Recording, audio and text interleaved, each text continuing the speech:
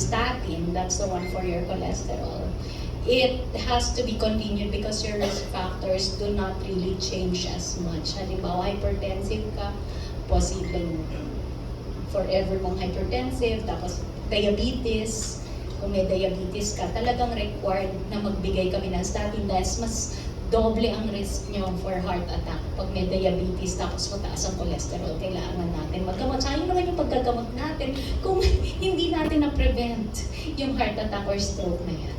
So, but once you start taking the medicine, tuloy-tuloy na yun. So, may forever. Yan yung BFF. So, forever. May forever pala sa gamot kontra bad cholesterol.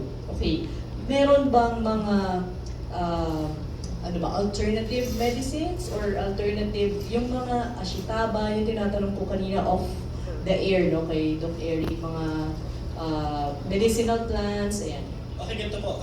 In general po, yung healthy na kinakain natin na mataas sa fiber, di ba po, no? They can lower your cholesterol naturally kung sa mataas sa fiber. May mechanism kasi yun yung bile natin, isa-sequester siya, tapos hindi natin siya ma-reabsorb. So yung mga pagkain like oatmeal, di ba po, yung mga high fiber diet, mga ampalaya, ganyan, mga mahusay yan, they will naturally lower your cholesterol. However, pag nakarinig kayo na nag-claim na this drug is the cure for cholesterol or something like that, or it will naturally lower cholesterol, mag-think twice until ma-prove po nung nag-claim na yan na meron silang mga studies na ginawa.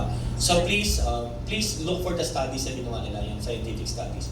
On the other hand, yung mga medicines na binanggit mo like a statin, they have been proven po talaga na when you start a patient on that compared to nothing or placebo, napoprotect talaga ho yung mga pasyente from the cardiovascular diseases. And what more, meron po tayong tinatawag na time to target and time in target. Ibig sabihin nun, the sooner na mapuntahan mo yung target na number mo, the better.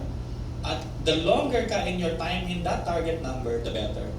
Kaya may mga pasyente po nagtatanong na, Doc, buwaba na yung cholesterol ko, should I stop the meds? Tama po, answer doon na you should not, kasi you should maintain it at that level. The longer you are in that target, the time in target, the better. Tapos hindi siya kagaya na ibang sakit na like infection. Pag gumaling ka na, magaling ka na talaga. Ito, it continuously is there and dapat natin i-control siya.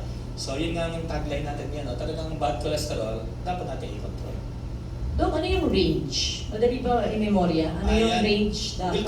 Mag-comment ka tayo sa normal value. By the way po, kung napansin nyo, no, sa mga nagpa-executive check-up, magpa-cholesterol range kayo, then doon sa right side, may nakalagay ND, normal value, di ba? Alam niyo po, hindi yun necessarily ang tamang target para sa inyo. Depende kasi sa risk factor niyo yun eh. Pag meron kayong certain risk factors, halimbawa ko post-heart attack na yung pasyente, post-heart attack na. Kahit nasa normal value siya na tinatawag, hindi pa rin enough yun eh. It should be less than 55, gano'n. Yung may mga diabetes, gusto natin less than? Kung may hypertension, aside from diabetes plus another risk factor, gusto natin less than 70. Pero kung diabetes lang, less than 100, medyo okay lang. Pero kailan ba kami magkaroon ng diabetes sa diabetes lang? Laging meron eh. Laging merong iba, may hypertension. So usually we target less than 70. Tapos heart attack na diabetes, 55 or even lower. The lower the better. Kasi so ganun pa, warning lang po, just in case na meron kayong report na nabasa ng cholesterol at nabasa nyo on the right side, normal value, at it's within the normal value, that's not necessarily ideal for you. It can be lower pa po than that, depending on the on your risk factor. So we're mentioning some numbers po, no?